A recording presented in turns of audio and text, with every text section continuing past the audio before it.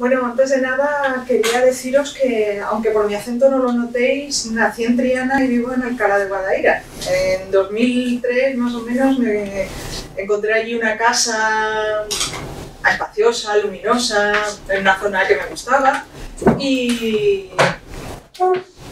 y nada, me la podía permitir, pues, y ahora os puedo decir que fui una auténtica insensata. No estudié qué influía en el precio del piso, ni hice un estudio estadístico, nada. La verdad es que ahora en los próximos minutos os voy a contar qué es lo que tendríamos que haber hecho. Vamos a ver una base de datos. Hola, buenas tardes. Una base de datos con más de 80 variables que pueden influir en el precio de una vivienda. Así que, vamos adelante. Bueno, la presentación de hoy la voy a dividir en 5 pasos. Primero, conocer cuál es el problema, de qué datos estamos hablando y qué es lo que nos piden. Como vamos a ver, lo que nos van a pedir es una variable, predecir una variable, que es el precio de unas viviendas. Pero esa variable está acompañada de otras 80 en esos datos. Tenemos que discernir cuáles son las que influyen en el precio, cuáles no, o hasta qué punto influyen. Y luego vamos a preparar esos datos para una posible o una futura predicción del precio de esas viviendas. Así que tenemos que dejarlo todo listo y además asegurarnos de que nuestros datos son fiables. Para eso vamos a ver una serie de factores que puedan influir en que sean datos válidos o no válidos. Primero, la comprensión del problema. Esta foto es de la calle principal de la ciudad de Ames, en Iowa, en Estados Unidos, en el centro norte de Estados Unidos. Es una ciudad pequeña, tiene 66.000 habitantes. Para comparar, Alcalá de Guadaira tiene 75.000. Entonces, es más pequeña que Alcalá de Guadaira, pero es bastante distinta. Entre otras cosas porque es la sede de la Universidad Estatal de Iowa y la mitad de la población la conforman estudiantes y profesores y personal administrativo de la universidad. Estamos hablando de más de 30.000 personas dedicadas a la universidad. Es sede de laboratorios, investigación, de empresas tecnológicas y demás. Es un entorno bastante distinto al de Alcalá de Guadaira. Y además tiene una tasa de paro muy baja, tiene un 2,5%, no llega, y se considera una de las ciudades más apetecibles para vivir en Estados Unidos. Y eso que es pequeño, pero son los datos de los que disponemos. Hace 3 años o así, Kaggle sacó una competición para predecir los precios de las viviendas que se habían puesto a la venta a los años anteriores en la ciudad de Ames. Como base de datos había datos de compraventa de viviendas de los años 2006 a 2010. Y no llegaba a 3.000 valores la base de datos, pero con más de 80 variables. Esto es algunos de los datos que tenemos, pero solamente son 4 o 5 variables, pero aparecen, podéis ver aquí, hay 81 columnas, son 80 variables muy diferentes, algunas son categóricas, otras son numéricas, muy variadas, algunas se solapan con otras y la base del problema es discernir hasta qué punto se solapan y quitarnos un poquito la selva de en medio. Bueno, vamos a empezar por el principio. ¿Vosotros conocéis la competición Kaggle? ¿Cuáles de vosotros lo conocéis? ¿Sí? Bueno, Kaggle es uno de los sitios en internet que se dedican más a la promoción, a la expansión de predicción de valores y de machine learning, y de vez en cuando va lanzando estos concursos en los que se pone el reto de quién puede predecir mejor unos datos teniendo en cuenta unas bases de datos. La gente va publicando, incluso empresas publican sus propios datos anonimizados para intentar discernir qué previsión hay para ciertos valores o ciertas variables de los datos que ellos disponen. Es una página web con miles de seguidores y además ofrece otros servicios como que uno pueda publicar un kernel, por ejemplo aquí, y haga uno un propio estudio de los datos y demás. La verdad es que ofrece un entorno para el Machine Learning, para el aprendizaje automático bastante completo. Y se pueden previsualizar los datos de cierta manera. En este caso son 2.900 observaciones, en realidad se queda la mitad, porque cogen la mitad de los datos como base de datos y la otra mitad para predecirlos. Entonces, la base de datos sobre la que he trabajado no llega a 1.500 observaciones. Pero sí se puede tener una previsualización de estos datos, por lo menos para ver qué tipos de datos son, o si están completos y demás, pero de forma limitada. Si fuera una base de datos mucho más amplia, costaría más trabajo hacernos una idea general de qué datos disponemos. Bueno, ¿de vosotros conocéis Python? ¿Tenéis alguna experiencia con Python? Tú, por ejemplo, ¿qué experiencia tienes en Python? ¿Cuál es tu nombre, perdón? Pablo. Pablo. Del trabajo. Del trabajo, ¿no? Trabajo.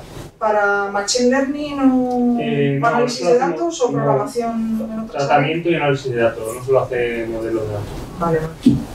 ¿Quién más conoce Python? ¿Tu nombre? Eduardo. Eduardo. Trabajo con Odoo, que es un RP que tiene su base en Python. Y con eso trabajáis, ¿no? Muy bien.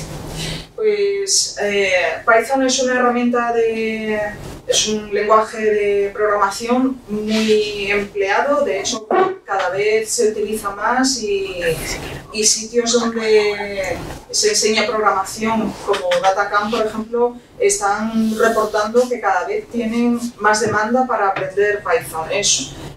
Quizás no va a tan bajo nivel, los que sois programadores, no va a tan bajo nivel como C, pero sí es muy flexible y se utiliza para muchas cosas, entre ellas el análisis de datos.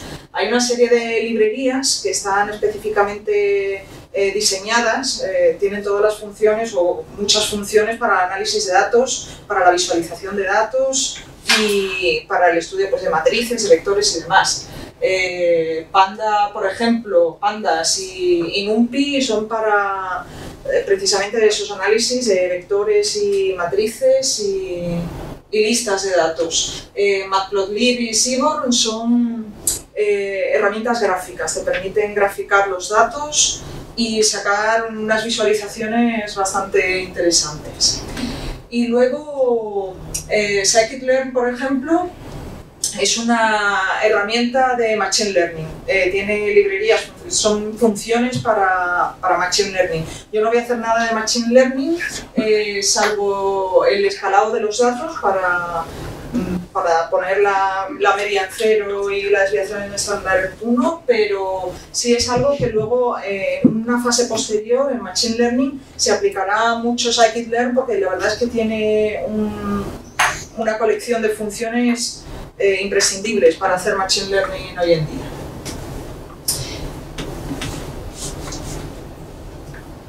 Bueno, primero vamos a leer los datos.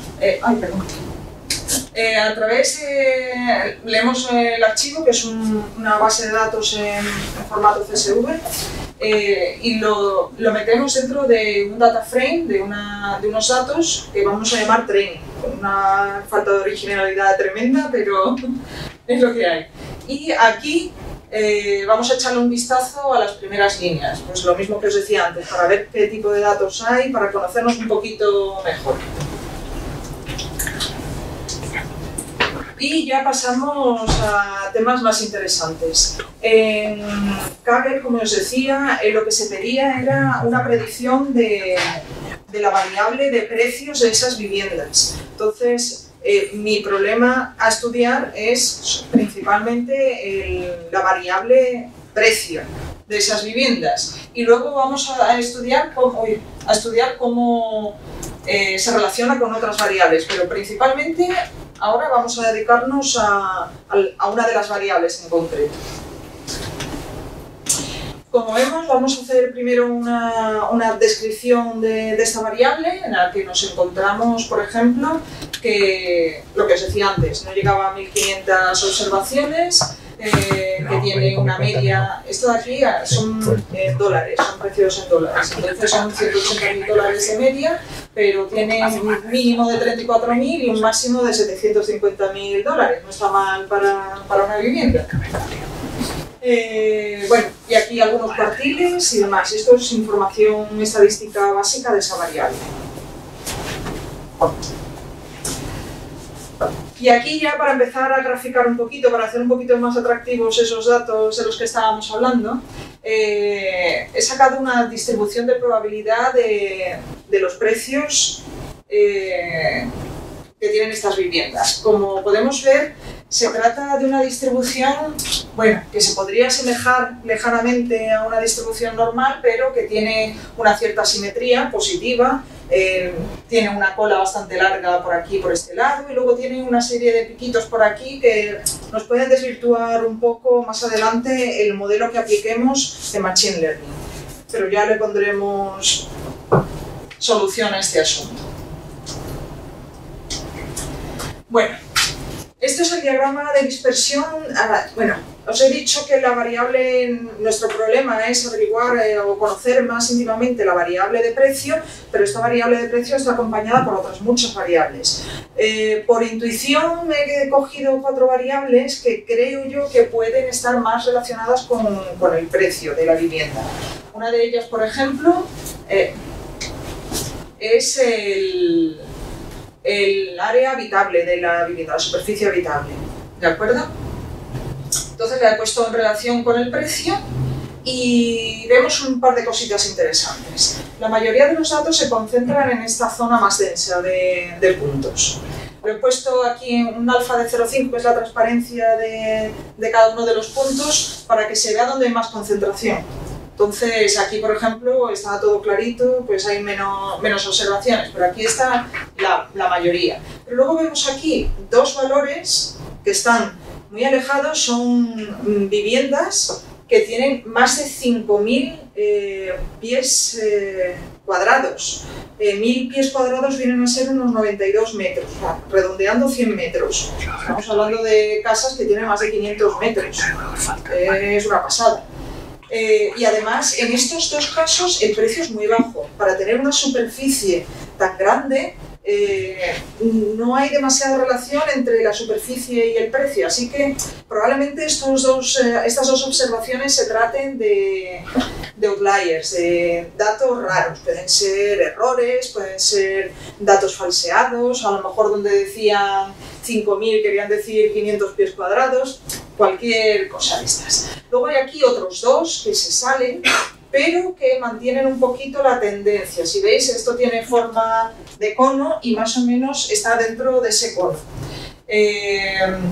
También es algo que veremos más adelante. Era solamente para tener una noción básica de cómo se relaciona la variable que vamos a estudiar más, que es el precio, con otras que a priori pueden tener más relación. Otra variable que a mí personalmente y por intuición me ha parecido que podía tener relación con el precio es también la superficie del sótano. También en pies cuadrados como el anterior y más o menos tiene algo parecido al anterior, que están la mayoría de los datos concentrados en esta zona. Hay algunos de precio muy alto, son casas que tienen mucho valor, quizás no tanto en superficie del sótano, también son pues casi 100 metros de sótano, también es un buen sótano, pero también aquí hay un valor extraño. Mucha superficie del sótano, pero un valor aquí bastante bajo, de los más bajos. ¿De acuerdo? Vamos a pasar a una variable categórica para variar un poco. Aquí lo que se trata es de medir la calidad total que le asignan a la vivienda dentro de la base de datos. Como podéis observar, es lógico pensar que cuanta más calidad se le asigna a una vivienda, pues mayor sea su precio. Pero también hay muchísima variabilidad. Hay una calidad muy alta, pero si veis el máximo y el mínimo están bastante extendidos. Y también incluso la relación entre cuartiles, el primer cuartil y el tercer cuartil, también es bastante amplia. Pero, por supuesto, a partir del octavo nivel de calidad, ya los precios van variando bastante. Eso es lo principal que hay que destacar de esta variable. Si observamos que hay una relación positiva entre el precio y la calidad de la vivienda. Por cierto, si tenéis alguna pregunta que hacer, levantad las manos y nos vamos parando un poco. Otra variable categórica, en este caso, el año de construcción. Me ha parecido interesante, a priori, conocer qué relación había entre el año de construcción de una vivienda y el precio. Aquí también parece que hay una relación positiva, sobre todo en los últimos años, pero también hay algunos datos curiosos.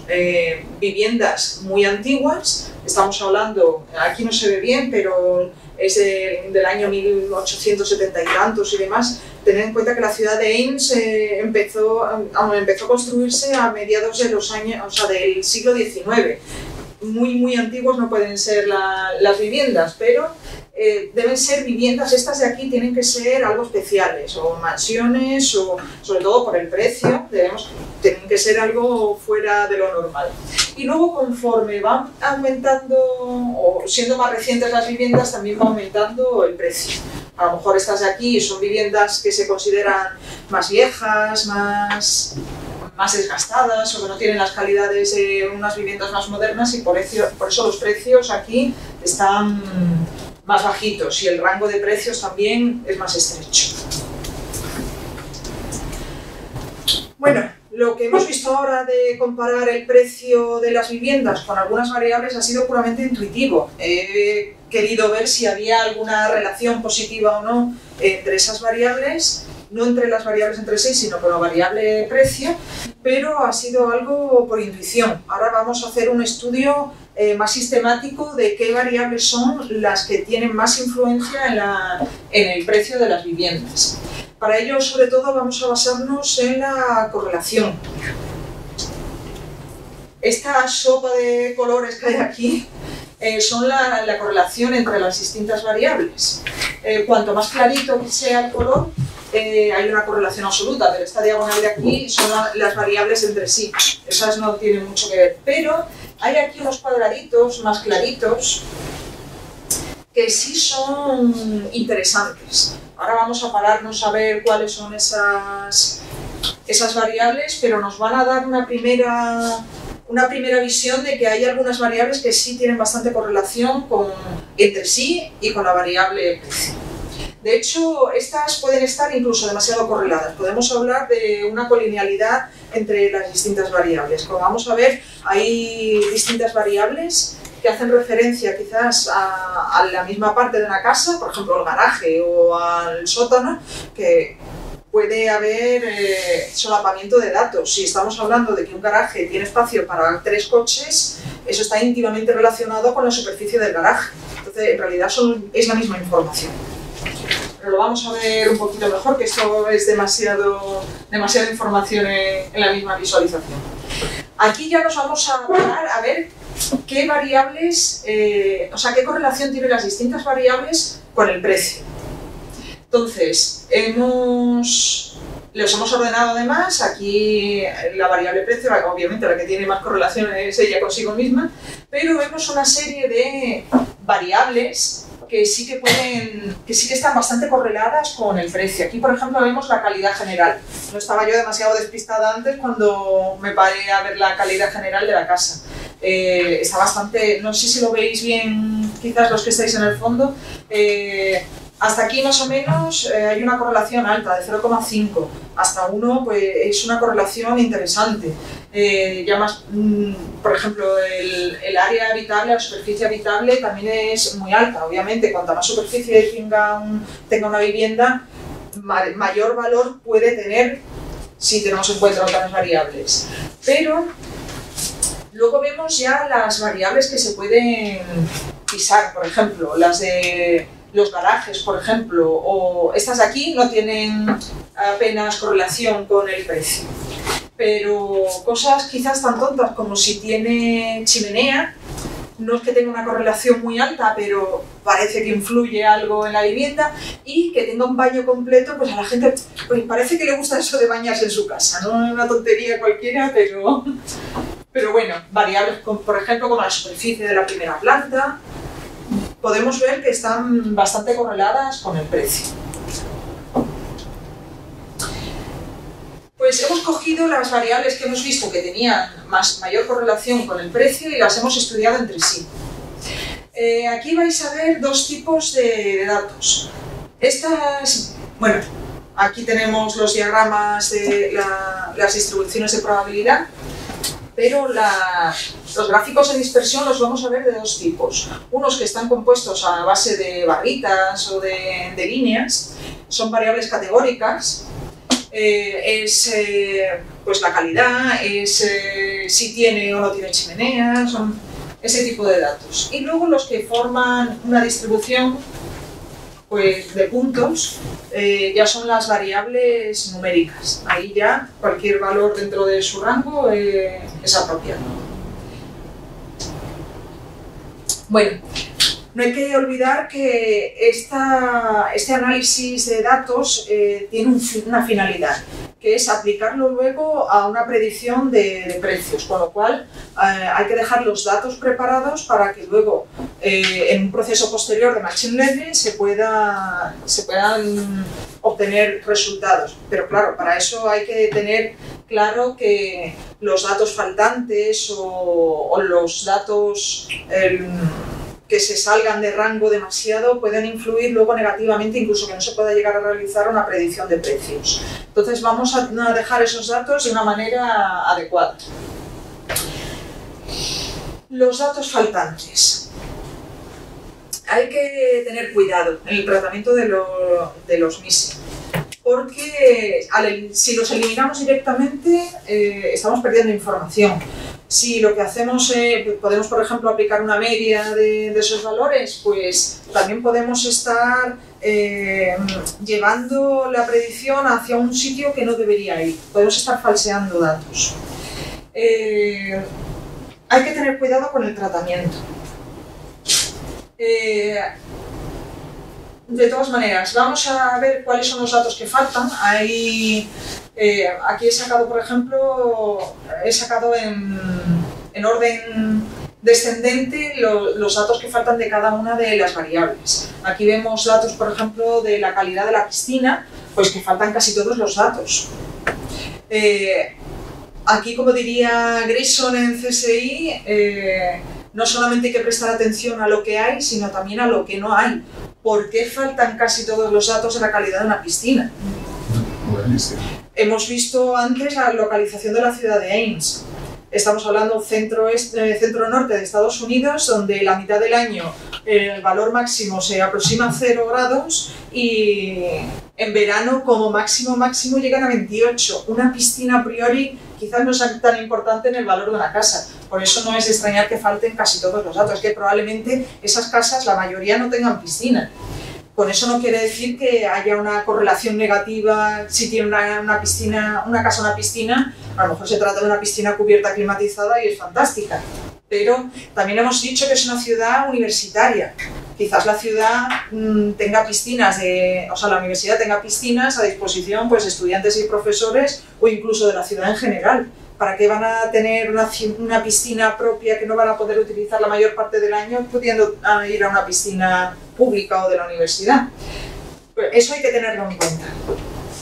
Luego hay estos factores, por ejemplo, que tenga verja, pues faltan esos datos. No sabemos si es que o no tienen verja esas casas o simplemente la calidad de los datos que se han recogido en la base de datos no es la que debería.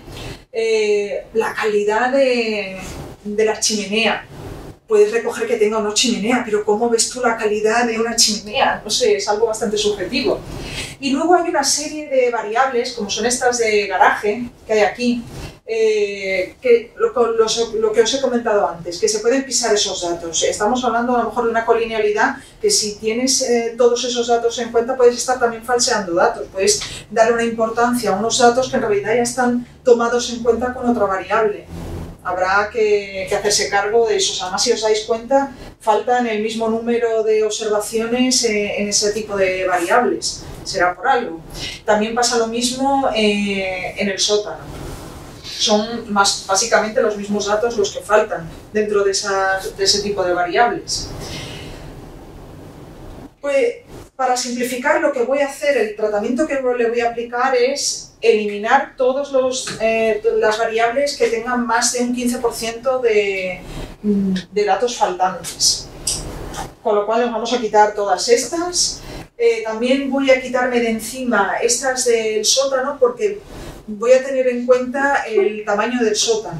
Si a priori que tenga un tipo determinado de calidad el sótano no parece tan importante en realidad dentro del cómputo total de una vivienda para saber el precio de esa vivienda. Luego hay aquí, entonces voy a quitar estos datos y estos aquí también, pero aquí hay una cosa curiosa, es una observación en la que faltan datos sobre la electricidad de esa vivienda. Es solamente una observación. No me voy a cargar toda la variable porque falte solo una observación. Lo que voy a hacer es quitar esa observación y punto. Voy a mantener el resto de las observaciones y de las variables. Muy bien. Sí. ¿Cómo has calculado el porcentaje? Dividiendo todas las que son nulas.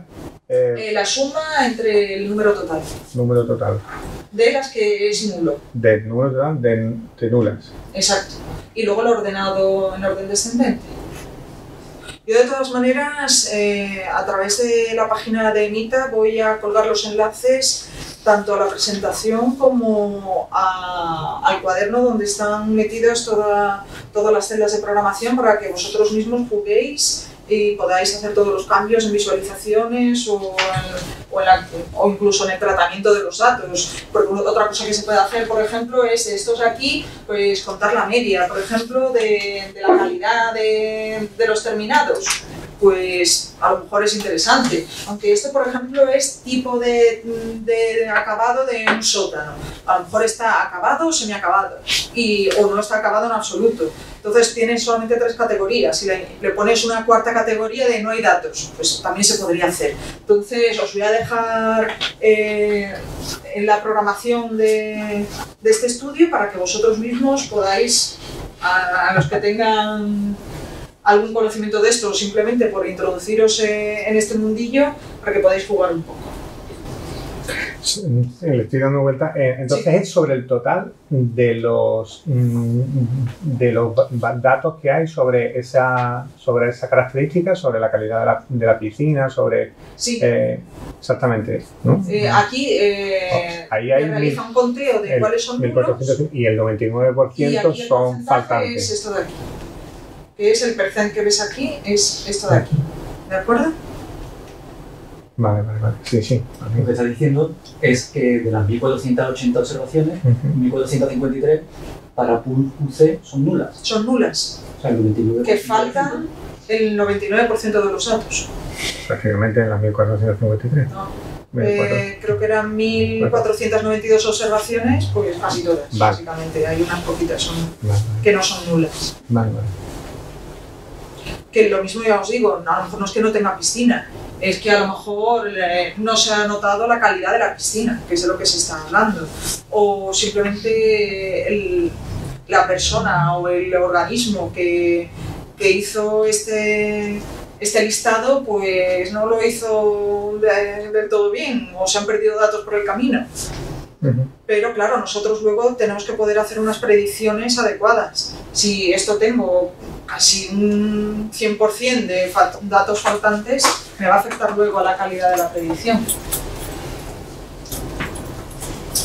Bueno, si os dais cuenta, aquí hemos creado unos datos, un data frame que se llama Missing Data, que luego vamos a estudiar aquí. Lo que vamos a hacer, bueno, vuelvo a hacer la suma de los datos faltantes para comprobar una vez que ya Estos de aquí, que eran los datos faltantes que decidimos eliminar, a todos los que a los que tenían más de un 15% de datos faltantes los hemos eliminado. Mentira. Los he metido dentro de Missing Data, ¿de acuerdo?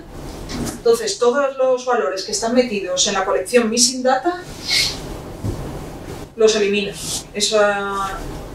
No esos valores, esas variables. Esas las elimino. Y lo que hago con la observación que le faltaba del dato de electricidad es que solamente esa observación, que es nula, es la que nos quitamos de encima. ¿De acuerdo? Aquí hago una comprobación de que ya no quedan datos desaparecidos y vemos que esté. Así que podemos seguir adelante. Siguiente problema, datos atípicos, los outliers famosos. ¿Os acordáis cuando vimos los puntos aquellos raros que estaban fuera de rango, demasiado a la derecha y con muy poco precio? Bueno, para poder compararlo con el resto, lo que hay que hacer es estandarizar esa distribución. Estandarizar significa que esa distribución de datos le vamos a poner como media a 0 y desviación estándar la dejamos en 1. Para ello vamos a utilizar lo que os comenté antes de la biblioteca de Scikit-learn, que se utiliza para Machine Learning, pues me permite hacer una transformación de un escalado, de una normalización de esos datos, ¿de acuerdo? Y vamos a establecer un rango por debajo y un rango por abajo y un rango superior. Entonces vemos que el rango por abajo, ahí son valores en realidad bastante cercanos. Si os acordabais de la distribución, es la parte de la izquierda de la distribución que están los datos bastante concentrados y no están demasiado lejos del 0. El problema viene la distribución por arriba. Son datos que, bueno, aquí no se ve, pero incluso hay un 7, está muy alejado del 0 y además veis que hay mucha variación, desde el 3 que hay aquí hasta el 7 que sale por abajo. Está muy repartido, es una cola muy larga de la distribución. Perdón, vale. Bueno, una vez que hemos estandarizado los datos, ahora ya podemos poner en contexto esos datos. Seguimos teniendo estos dos datos de aquí que son bastante extraños. Estos los vamos a mantener porque ya hemos dicho que más o menos mantienen la tendencia, pero estos aquí no la mantienen en absoluto. Entonces,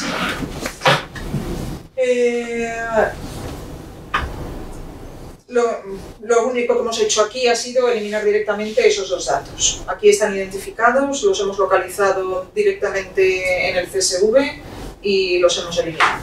Porque luego eso nos puede afectar si tienes valores que a lo mejor se salen en la superficie habitable, que es lo que estamos estudiando aquí, pueden falsear una predicción. Estamos teniendo en cuenta dos viviendas con una superficie extremadamente grande, pero que además que tienen un precio extremadamente bajo en comparación con el resto. Nos puede falsear mucho los datos. Directamente los eliminamos, sin miedo ninguno, son solamente dos observaciones. Estas aquí ya os he dicho que de momento las mantenemos. Son muy caras, tienen una superficie también bastante elevada, pero más o menos está dentro del rango.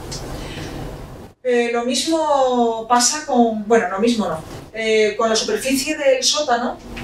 Vemos también que hay aquí algunos valores que se escapan un poquito del rango, pero si os dais cuenta están dentro del cono del que hemos hablado antes de tendencia. Así que tratamiento ninguno, yo los voy a mantener. Luego habrá que estudiar si el impacto que pueda tener en la predicción del precio, pero de momento vamos a mantenerlos. Pero esto que hemos visto bueno, habría un último paso a lo mejor que sería para predicción sería interesante transformar las variables categóricas en variables dummy. Significa que muchos algoritmos de predicción, las variables categóricas no les gustan demasiado. Decir que sí o que no a algo, no.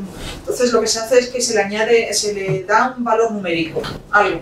Es falso, pero se le da un valor numérico y se deja así. Pero es una fase que habría que añadir a la limpieza de datos para una posterior valoración de una predicción de precios. Pero todo esto que hemos hecho ha sido suponiendo que eran datos de una distribución normal y no era una distribución demasiado normal.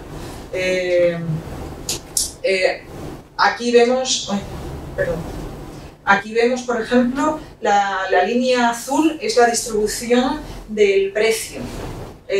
Y la línea negra es una distribución normal, es la típica campana de Gauss, es lo que se considera normal. Si nosotros tiramos una moneda al aire varias veces, el 50% de las veces saldrá cara y el 50% saldrá cruz, sobre todo cuando tiras muchas veces la moneda. Bueno, lo mismo debería pasar con el precio de la vivienda, pero vemos que no, que en realidad está desplazado hacia la derecha, significa que tiene una simetría positiva. Si lo veis aquí, esta es la línea normal de distribución normal y vemos que los valores se alejan, tienen una forma curva que no se ajusta demasiado a la línea normal. ¿Qué podemos hacer? Bueno, lo que vamos a hacer es hacer un cambio, ¿verdad? ¿La transformación? Transformación logarítmica, no me acordaba de la palabra. Muchas gracias, José. Entonces, después de esta transformación logarítmica, utilizando la función de NumPy que se llama log, vemos ya que la distribución del precio de la vivienda ya se acerca mucho más a una distribución normal. Ya, hombre, hay valores que se escapan un poco de la normalidad, pero la mayor parte están cercanas a la tendencia normal, a una distribución normal. Aquí estamos estudiando el valor a predecir, pero podemos hacer lo mismo con las demás variables que hemos visto anteriormente. El área habitable, la superficie habitable de la vivienda tampoco es exactamente una distribución normal, como veis también se separa un poco. También le podemos hacer lo mismo, una transformación logarítmica. Todo esto es importante porque estamos suponiendo y aplicando una serie de paradigmas a una distribución que no era normal y sin embargo los cambios que le estamos haciendo es suponiendo que es normal, por eso lo tenemos que aplicar esta transformación logarítmica para que esos datos se ajusten a una distribución normal y ya podamos trabajar con ellos y luego hacer predicciones con ellos. Aquí lo mismo, se aplica una transformación logarítmica y ya vemos que, salvo ciertos datos por arriba y por abajo, la mayoría más o menos se ajustan a una distribución normal. Aquí en la superficie del sótano hay un pequeñito problema. ¿Alguno sabría encontrarlo? Hay muchos datos a cero. Exacto. Significa que o bien no hay información sobre el área de la superficie del sótano o simplemente son casas sin sótano. Aquí no lo veis mucho, pero hay una pequeña montañita. Corresponde al valor 0. 0 metros es que no tiene un sótano esa vivienda.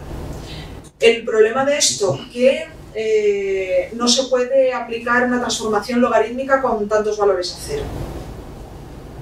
Entonces, ¿qué vamos a hacer para tratar estos datos?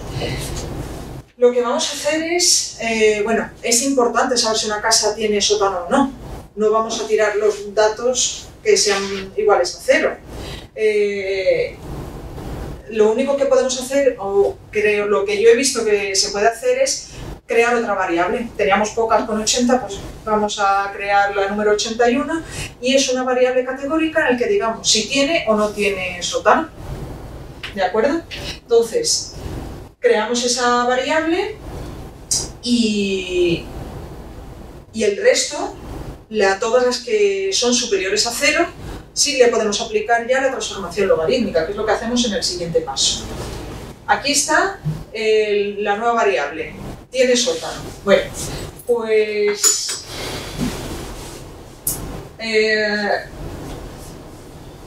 dentro de nuestra base de datos vamos a dejar, bueno, a crear la variable con aquellos que esta variable es igual a 0. Y vamos bueno, y en las demás, las que tienen 1, es que sí tienen sótano.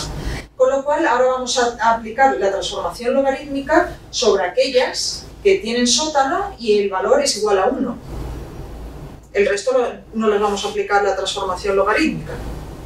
¿De acuerdo? Y ya con eso vamos a dejar los datos con su normalidad. Ya, lo mismo, hay valores que se salen de la normalidad, pero ya es una distribución más normal. Almudena, esos datos que valen 0 los tienes que quitar. ¿O qué haces?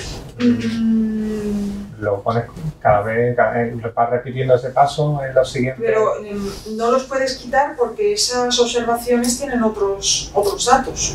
Entonces solamente vamos a aplicar la transformación a los que se quedan. El resto los dejamos. Ahí es como si fuera un doble filtro, entonces, ¿no? Hay un doble filtro, sí. No quiero perder esos datos. Porque ya os digo, es importante saber, y en Estados Unidos, no sé si habéis visto los programas estos de Transforma tu casa, y estamos hablando de sótanos, incluso en la misma base de datos, una de las variables que tienen en cuenta es si el sótano tiene cocina o no, o si tiene cuarto de baño completo o no en el sótano. Es que tienen auténticos apartamentos en los sótanos, los alquilan o hay a lo mejor alguien de la familia que vive en el sótano, y en fin, es importante sobre todo en Estados Unidos. Aquí no tanto, básicamente es donde aparcas el coche y tienes la mesa de billar, como mucho, o los armarios para guardar la ropa. Pero allí es muy importante, no podemos eliminarlo. Pero, claro, tenemos que normalizar esos datos. ¿Y qué me preguntabas? Que yo pensaba que una vez ya hecha esa binarización, pues tú te quedabas con los que eran mayor que 1 y los demás los eliminabas. No los elimino, pero los tengo en cuenta porque son datos interesantes. Afectan al valor de la vivienda si tiene o no tiene sótano. Bueno, ya hemos, por supuesto hay 80 variables, no hemos normalizado todas las variables, hemos cogido algunas y las hemos normalizado. El proceso es más o menos similar a lo que hemos visto. Habría que comprobar la normalidad para aplicar luego todo el conocimiento que se le aplica en Machine Learning para la predicción de datos se basa en que son datos de una distribución normal.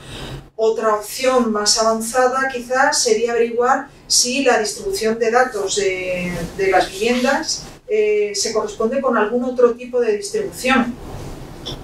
Ya se sale un poquito de mis conocimientos, quizás mi compañero estadístico aquí me puede decir si cumple otro tipo de distribución, pero la más fácil, sobre todo cuando estamos empezando en análisis de datos y luego en Machine Learning, es una distribución normal. Entonces, adecuarse a ella cuando además esta distribución no es exactamente normal, pero aplicando unos cambios leves, sí se puede convertir en una distribución normal, nos favorece mucho. Y luego, además, solamente modificando la normalidad de los datos, otras asunciones que tenemos para aplicar luego otra serie de conocimientos de Machine Learning es que mantenga la homoelasticidad. Esto quiere decir que si la tendencia es esta central, la diferencia de cada uno de estos datos con la tendencia sea más o menos homogénea, que no haya datos que se salgan demasiado. Al aplicar la normalidad a los datos, por ejemplo, al área habitable, a la superficie habitable, ya ha cambiado. Antes teníamos un gráfico de dispersión en forma de cono. Ahora tenemos ya unos datos que se distribuyen de otra manera. Ya más o menos persiguen la tendencia y además lo hacen dentro de un rango adecuado. ¿De acuerdo?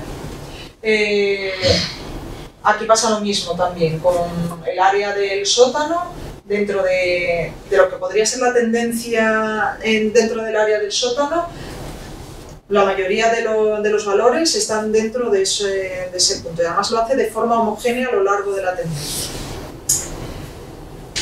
Y poco más.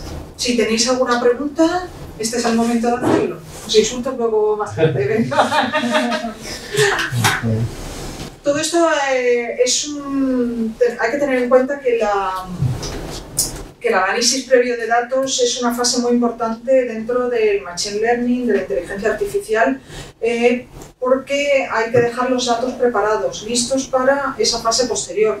Y normalmente esta fase es la que ocupa más tiempo, es la que tienes que aplicar conocimientos estadísticos y demás. Lo otro, muchas veces, aplicando unos algoritmos, casi tienes los datos, manejas a lo mejor las características de esos algoritmos, pero generalmente es algo rápido.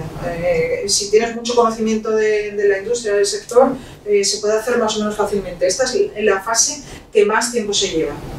Hay que limpiar los datos, hay que ver si la distribución que tiene, ver qué variables son las que pueden predecir esa variable que estás buscando. En este caso era el precio, pero a lo mejor estábamos buscando el tamaño de la parcela, óptimo para un precio. Esto, hay que ver luego cada problema y sobre todo tener un conocimiento del sector interesante. El mío a nivel inmobiliario ninguno. Ya os he contado que compré mi casa por intuición, no me ha ido mal. Por intuición no me fue mal, porque sigo viviendo allí, pero es importante hacer este análisis cuando tienes una base de datos, sobre todo si le quieres aplicar luego Machine Learning e inteligencia artificial para obtener más información. Bueno, ¿alguna pregunta? José. Súper bien. ¿Alguno de vosotros? Una pregunta. Ahí la información que podrías obtener es, por ejemplo, saber el precio que puede tener una casa en base a unos metros cuadrados que tú estás buscando, ¿no? Y a otros valores, a otras variables. O otras variables, pero el precio que va a tener, por ejemplo, una vivienda que ya está en esa, o sea, a lo largo del tiempo. Sí, de hecho se ha tenido en cuenta eso. En la base de datos original, una vivienda se podía haber comprado y vendido varias veces entre 2006 y 2010.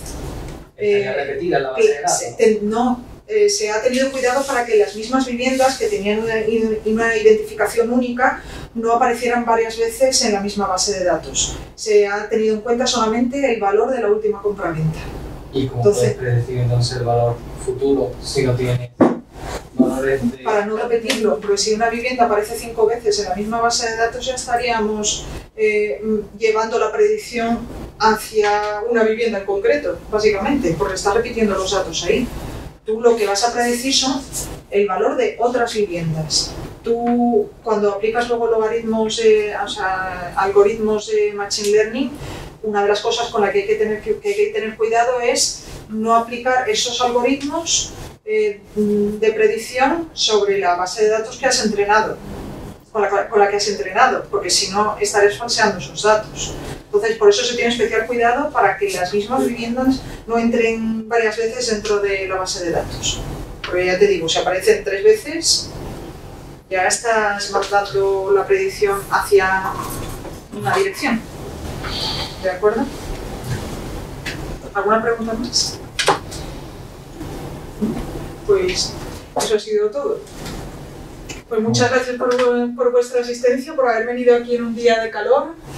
Gracias. Es muy gratificante verlo con esa soltura. Tengo que deciros que yo hace un año hubiera podido hacer muy poquito de lo que os he mostrado esta tarde. Esto lo he aprendido en los últimos meses, gracias a la escuela y a mis magníficos profesores, a mis compañeros. La graduación, el cambio que habéis tenido de la primera asignatura que fue estadística, como está hoy al final. Sí.